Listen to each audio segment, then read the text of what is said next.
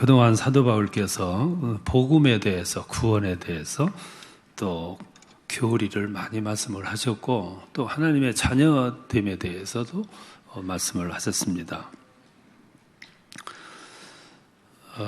오늘 본문은 교회에 모인 성도들, 이 공동체 간의 건강한 관계에 대해서 오늘은 새삼스럽게 말씀을 드립니다. 건강한 공동체가 되려고 하면 거기에 반드시 섬김이 있어야 되고 또 돌봄이 있어야 된다 하는 것을 강조를 해요. 전도를 많이 하는 것도 중요합니다. 그래서 교회가 많이 모이는 것도 중요한데, 그렇게 모였는데 서로 섬기지 아니해서 갈등이 많고 또 분열이 생긴다면 그거는 전도한 것이 무슨 의미가 있냐, 이제 그런 뜻이에요.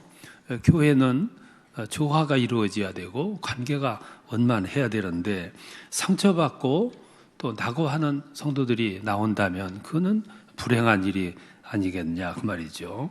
그래서 교회 공동체를 건강하게 이루려고 하면 조화가 이루어져야 되고, 그 조화는 반드시 섬김이 뒷받침이 되어야 만들어지게 되는 거고, 돌봄이 있어야 가능한 거죠. 교회 안은 옛날이나 지금이나 다양한 사람들이 모여듭니다. 나이도 다르고 또 성별도 다르고 환경도 다르고 생각도 다를 뿐 아니라 개개인의 모두 수준이 다릅니다. 배경이 다르고 문화가 다른 데서 사는 분들이 모여요.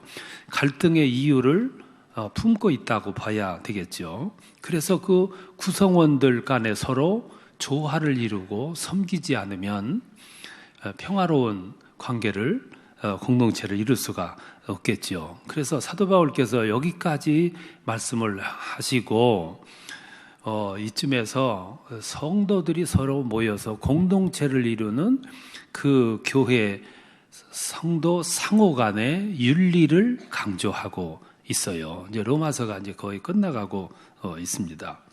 당시 로마 교회는 여러 계층이 모였는데 특별히 두 부류가 특별했어요. 하나는 유대교로부터 개종에 들어온 그리스도인이 있었고, 또 하나는 이방 종교로부터 개종해서 들어온 성도들이 있었습니다.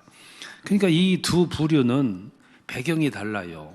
신앙 배경이 다르고 종교적 배경이 다르고 역사가 다르고 민족이 다르기 때문에 습관이 다를 수밖에 없는 거죠. 그래서 많은 문제가 야기가 됐습니다.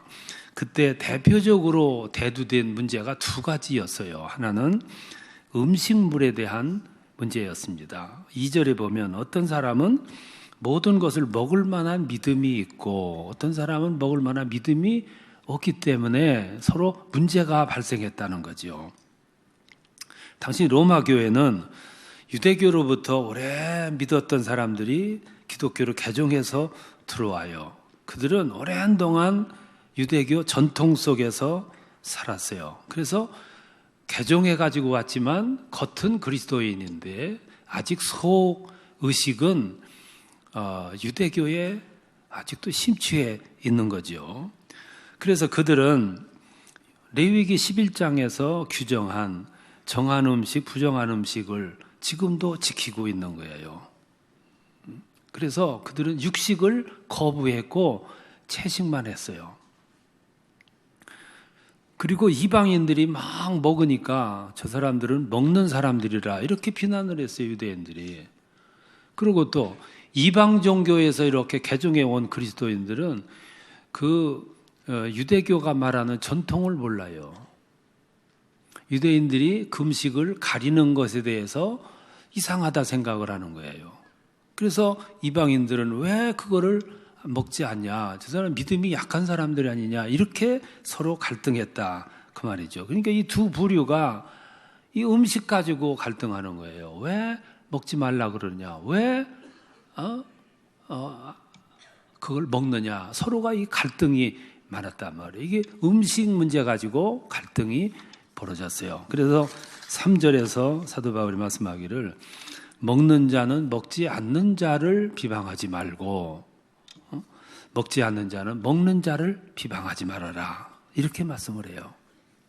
여기서 우리들이 알아야 될 게 뭐냐면 음식물은 어떤 음식이라 할지라도 그 믿음의 본질은 될 수가 없어요. 믿음의 본질이 아닌 것 나머지는 부수적인 거란 말이에요. 그 부수적인 걸 가지고 믿음을 훼손하는 일이 없어야 된다는 거죠. 그래서 지금은 음식물은 비본질인데 비본질이 본질을 흐리게 만들고 있단 말이에요. 잘못된 거죠. 유대인들의 입장을 이해는 해요. 왜 그러냐면 유대인들은 지금까지 고기를 안 먹었어요. 왜 안 먹었냐면 그 당시 시장에 가면은 고기를 사와야 되는데 거기 나온 고기는 대부분 우상 제단에 드려졌던 제물들이 우상 제사가 끝난 다음에 그걸 갖다 시장에 갖다 팔았거든요. 그럼 유대인들이 그걸 사다가 먹어야 되는데 그게 우상 제물에게 바쳐졌던 건지 누가 아냐 이 말씀이에요. 그래서 고기를 안 먹었어요. 채식을 하고. 그리고 상대 보고 왜 그거를 먹느냐 이렇게 얘기하면은 불화가 만들어지는 거지요. 이방인들은 그 유대인의 배경이 없는데 막 먹을 수 있는데 갈등이 왔단 말이에요. 그래서 사도 바울께서 먹는 자는 안 먹는 자를 나무라지 말고 안 먹는 자는 먹는 자를 시비하지 말라고 말이에요. 이 첫 번째고요. 또 하나 문제가 있어요. 그게 날짜와 절기 문제입니다. 5절에 보면 어떤 이는 이 날이 저날보다 낫게 여기고 어떤 이는 모든 날을 같게 여긴다 그랬어요. 유대인들이 특별히 중시하는 날이 있어요. 그날이 이제 안식일 날이고 절기고 월삭날이에요. 이건 그들이 아주 중히 여기잖아요. 근데 이방인들이 개종해가지고 들어온 그리스도인들은 그렇게 그 날을 소중히 여기는 유대인들에게 그 날이 무슨 소용이 있냐? 똑같은 날이지. 이렇게 얘기하니까 갈등이 만들어졌단 말이죠. 그래서 서로 불화가 일어난 거예요. 유대인들은 중히 여기고 이방에서 들어온 사람들은 그게 무슨 의미가 있냐? 이렇게 얘기를 하는 거예요. 우리들이 참 조심해야 되죠. 예를 들면 우리나라에 와 있는 애국 노동자들이 있어요. 그 애국의 노동자들은 자기 나라에서 지키던 소중한 날이 있어요. 그 날을 우리나라에 와서도 그 날은 그들은 지킵니다. 그러면 그게 무슨 중요하냐고 얘기하면 말이 안 되잖아요. 또 우리 민족에게는 고유한 명절이 있잖아요. 설날이 있고 추석날이 있는데 애국에서 온 그들을 향해서 왜 너희는 명절을 안 지키냐 이렇게 얘기하면 안 된다 이 말씀이거든. 각각 문화적인 배경이 있는데 문화를 가지고 신앙을 측정을 하고 본질을 흐리게 만들면 안 된다는 거죠. 당시 로마 교회가 그랬어요. 여러분들은 이 먹는 문제 그리고 날 중히 여기는 게 뭐가 그렇게 크냐 이렇게 말씀하시길 생각을 가질 수 있는데 굉장히 중요했어요. 고린도 교회는요 그 당시 이런 문제 가지고 소송까지 걸었습니다. 문제가 컸죠. 그러니까 고기를 먹는 문제, 날짜 문제 이걸 가지고 사도 바울께서 로마서 14장에서 고린도전서 8장에서 갈라디아서 4장에서 골로새서 2장에서 이 두 가지 문제를 가지고 장문으로 설명을 또 해요. 그만큼 중요한 문제였어요. 그들에게는.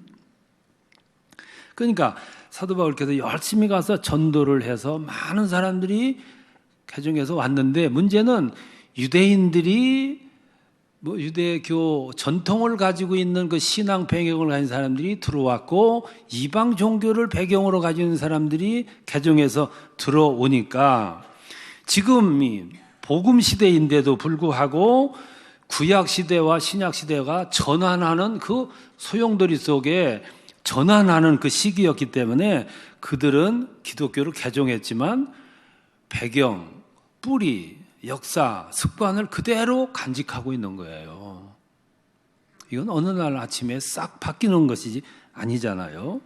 그러니까 유대인들은 소중히 여기던 걸 왜 안 넣냐 그랬고 이방인들은 그게 무슨 소용이 있냐고 얘기를 하니까 서로 갈등이 유발이 됐다고 말해요. 그래서 사도 바울께서 말씀하기를 형제를 비방하지 말라 그랬어요. 1절에 보면 믿음이 약한 자를 비판하지 말라. 10절에 내가 어찌하여 형제를 비판하고 형제를 업신여기느냐 그랬고 20절에 보면 음식으로 말미암아 하나님의 사업을 무너지게 하지 말라 그랬어요. 아까도 말씀드렸습니다만 신앙 생활에는 본질이라는 게 있어요. 본질을 빼면 나머지는 부수적인 것들이에요. 부수적인 것들이 본질을 왜곡하면 안 된다고 말이죠.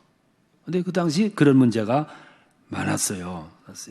우리들이 요즘에서 생각할 것이 있는데 이런 음식의 문제, 날 문제는 우리들이 구원받는데 믿음을 지켜나가는데 진리를 수직하는데 복음 문제와는 상관이 없는 것들이에요.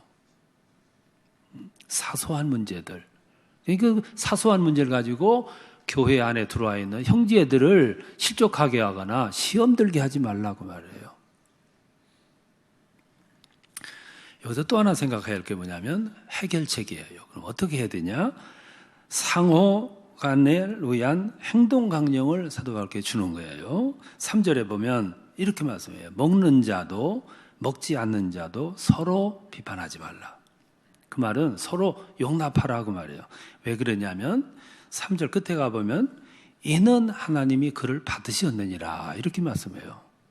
이거는 하나님 편에서 중하게 여기는 것이 아니다. 고로 이 문제 삼지 말라 이런 뜻이거든요. 그리고 5절에서 말씀하기를 혹 이 날을 저날보다 낮게 여기고 혹 모든 날을 같게 여기나니 각각 마음에 확정할지니라 이렇게 말씀을 해요. 이게 무슨 말이냐면 오늘날도 그렇잖아요. 여러분들 속에 참 제가 설교하기가 힘든 거는 계층이 다 다르기 때문에 그래요. 나이도 틀리고 지식 수준도 다르고 생각도 다르고 모든 기준이 달라요. 어디다가 맞춰야 되는지를 모르는 거예요. 그만큼 어려워요. 그런데 당시 로마 교회는 그보다 더 차이가 컸어요. 왜냐하면 거기는 우리 한국 사람들이 아니고 민족이 달라요. 이방인과 유대인들이 합해졌어요. 배경이 다르고 문화가 달라요. 근데 그때 고기 먹는 문제, 날 문제만 중요한 게 아니고 또 하나 문제가 있었어요. 그게 안식일에서 주의를 지켰단 말이에요. 그러니까 유대인들은 왜 안식일을 지키지 않고 주의를 지키냐 이렇게 얘기를 하는 거고 이방인들은 그게 뭐가 문제냐고 얘기하는 거예요. 배경에 따라서 그렇게 판단을 하는 거죠. 그런데 유대인들은 아직도 복음 시대인데도 불구하고 율법 시대 사고를 가지고 있어요. 그리고 안식일에 대한 미련을 가지고 있단 말이에요. 지금 주일을 지키는 것은 주인이 주님이기 때문에 지키는 건데 그거를 모르는 거죠. 우리 그리스도인들이 명심해야 될 게 있습니다. 우리들이 모든 걸 판단하고 생각하고 주장할 때는 그 문제의 중심이 주님이 돼야 된다는 거예요. 주님이 아니면 내 생각을 강조하게 되는 거예요. 그러니까 갈등이 만들어지는 거죠. 음식 먹을 때도 날 문제를 생각할 때도 전통을 지킬 때도 이게 주님의 뜻이냐를 생각해야 되는 건데 내 문화, 내 배경을 생각을 하면 갈등이 오는 거죠. 그래서 고린도전서 10장 31절에서 먹든지 마시든지 무엇을 하든지 하나님의 영광을 위해서 하라 그랬어요. 안 먹는 사람도 먹는 사람도 하나님의 영광이 되도록 하라는 거죠. 오늘 교회들이 이렇게 모여가면 사람이 많이 모여 의견이 다를 수 있는데 의견이 다른 문제들을 이렇게 분석해 보면 본질의 문제가 아니고 대부분 부수적인 것들이에요.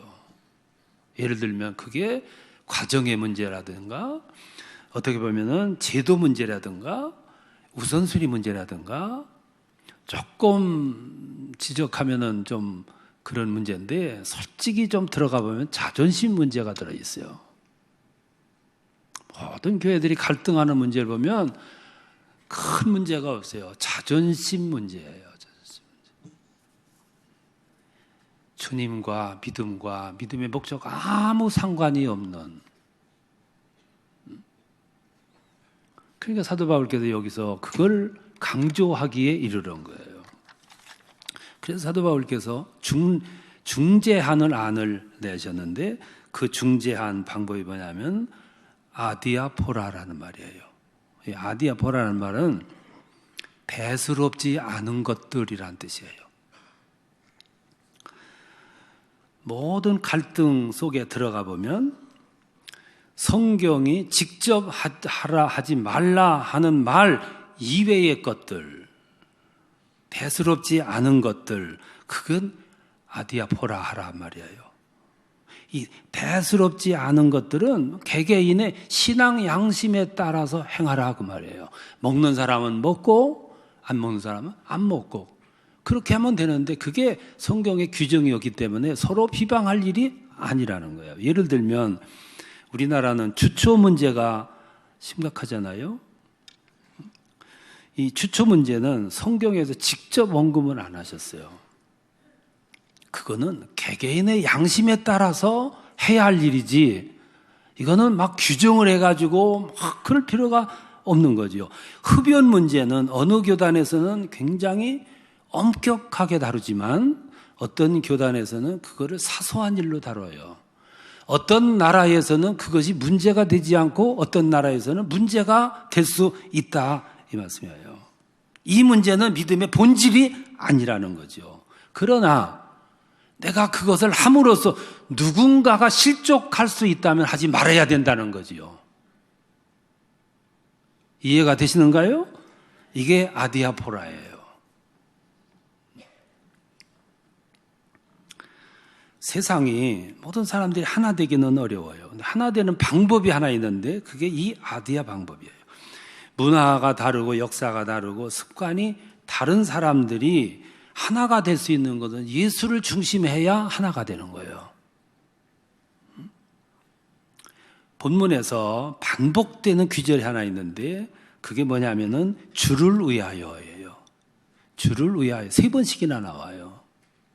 모든 문제, 먹는 문제, 날수 문제, 기타 모든 문제는 주를 위하여. 그게 주님을 위하여냐 아니냐를 따져야 된다 이 말씀이거든. 그래서 마지막으로 신앙인들이 교회 안에서 구성원들끼리 서로 주의해야 할 일을 몇 가지로 지시를 하고 있어요. 그 중에 하나가 서로 비판하지 말라는 거예요. 이건 사회생활에서도 마찬가지예요. 13절에 보면 서로 비판하지 말고 도리어 부딪힐 것이나 거칠 것을 형제 앞에 두지 말라고. 이게 무슨 말이냐면 음식이라는 문제는 이게 먹어서 죄되는 음식은 없어요.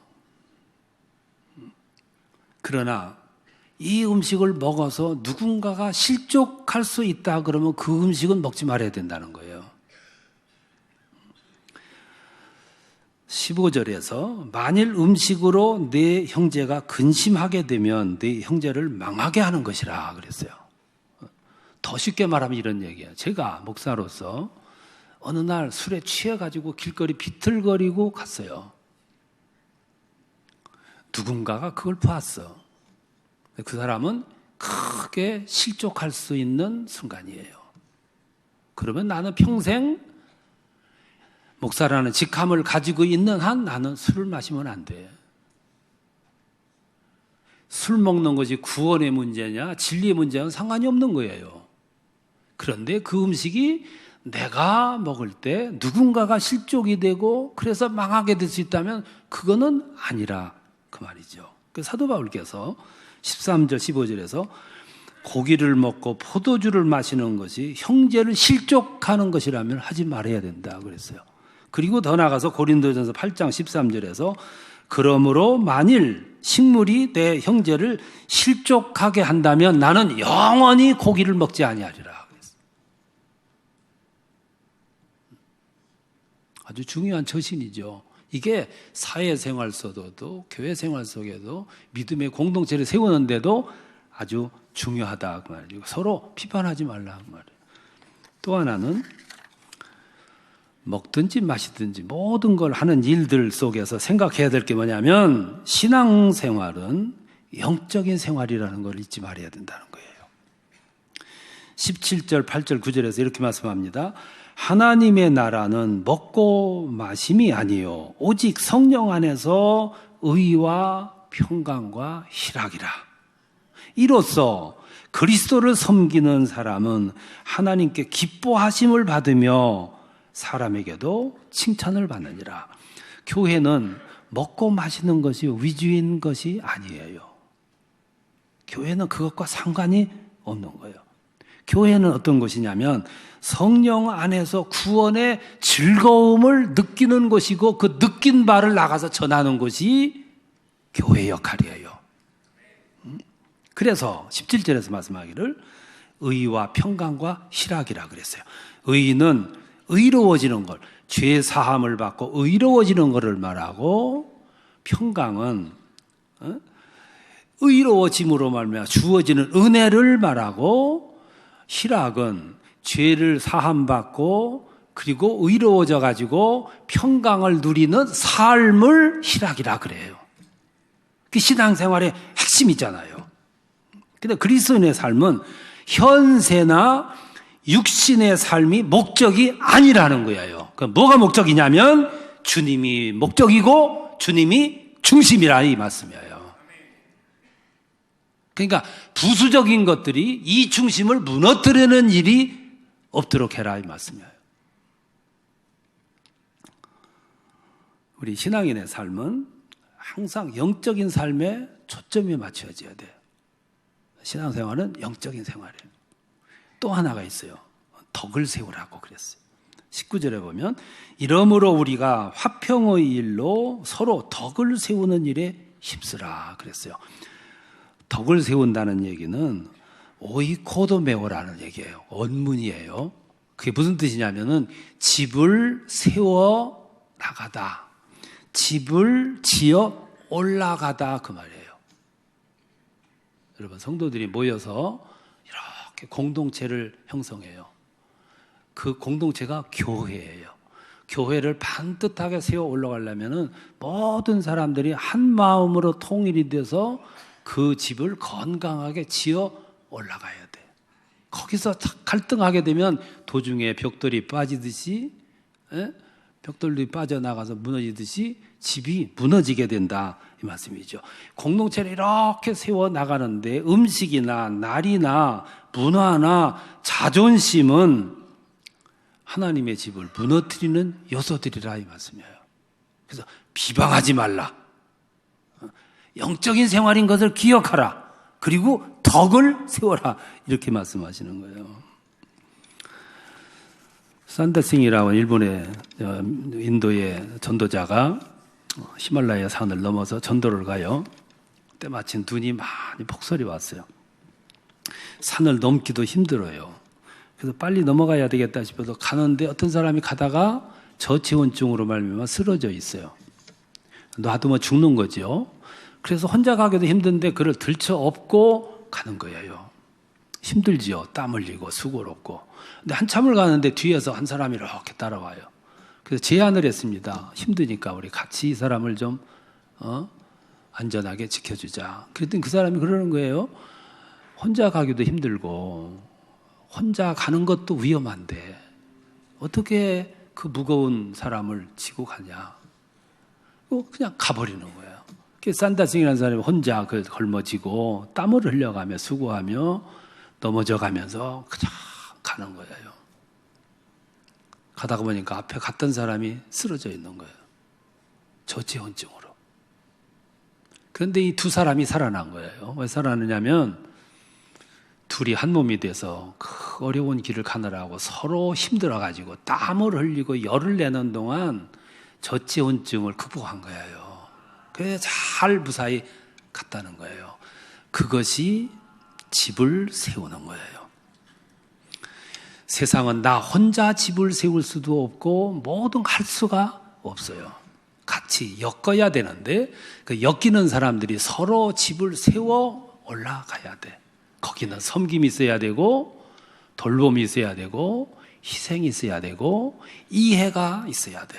내 생각과 맞지 않아도 내 문화하고 맞지 않아도 내 습관과 맞지 않아도 내 마음에 맞지 않을지라도 서로 비난하면 안 돼요. 내가 소중하듯이 너도 소중한 거고 내 생각이 소중하듯이 네 생각도 소중한 거예요. 싸움이, 다툼이 어디서 나타나냐면 왜 나처럼 하지 않느냐 해서 나오는 거예요. 어떻게 내 기준에 절대 기준을 세우냐 이 말씀이에요. 내가 그만큼 소중하듯이 너도 소중하고 내 의견이 옳은 것처럼 네 생각도 옳다 이 말씀이야. 그걸 인정하고 주님을 중심으로 해서 주님을 목적으로 해서 세워져 나갈 때 덕을 세우게 되는 것이고, 그 덕은 마침내 교회라고 하는 공동체가 건실하게 세워져 나가서 마침내 세상에 빛의 역할도 하고 소금도 역할도 하게 된다 이 말씀이에요. 오늘 왜 이렇게 갈등이 많냐면 오늘 이 세상에 이것이 잘 안 되기 때문이에요. 여러분들을 통해서 이루십시오. 여러분들을 통해서 이루어지게 하십시오. 여러분들을 통해서 교회가 든든하게 세워지고 집이 지어지고 그곳에 깃들인 사람들이 신앙이 온전하게 성숙하고 그 사람들이 나가서 이 세상을 밝히고 세상을 섬기는 그 생활이 오늘 우리들에게 부여된 사명입니다. 여러분이 가는 곳마다 그런 역사가 일어나고 열매가 맺히고 하나님의 영광 받는 그런 축복의 역할이 이루어지시기를 축원합니다.